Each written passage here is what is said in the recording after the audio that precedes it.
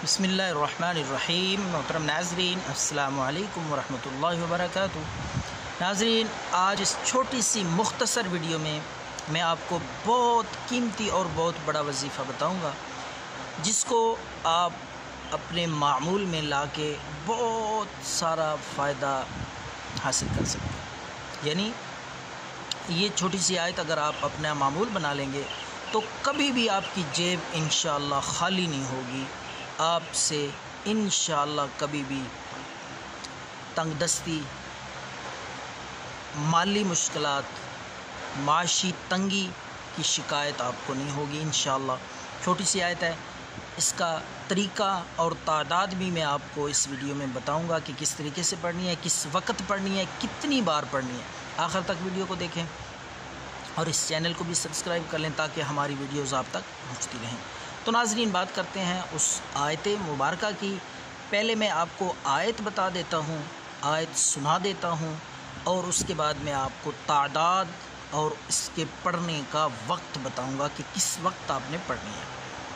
तो आयत है, अल्लाहु लतीफ़ुम बिइबादिही यर्ज़ुक़ु मन यशा व हुवल क़वियुल अज़ीज़।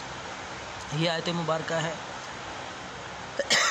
ये आपने सुबह और असर के वक़्त दिन में 2 बार 70 बार सुबह आपने पढ़नी है और 70 बार ये आपने असर के वक्त पढ़नी है। कोशिश करें दोनों नमाज़ों के बाद, फजर की नमाज के बाद और असर की नमाज के बाद इनको बाकायदगी से पढ़ें।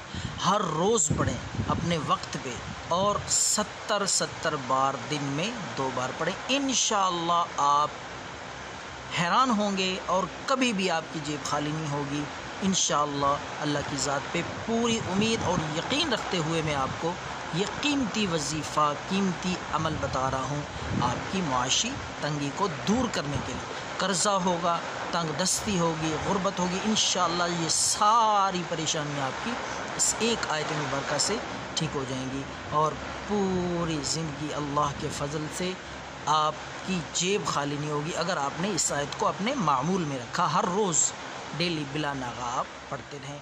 दुआओं में याद रखें। अल्लाह हाफ़िज़।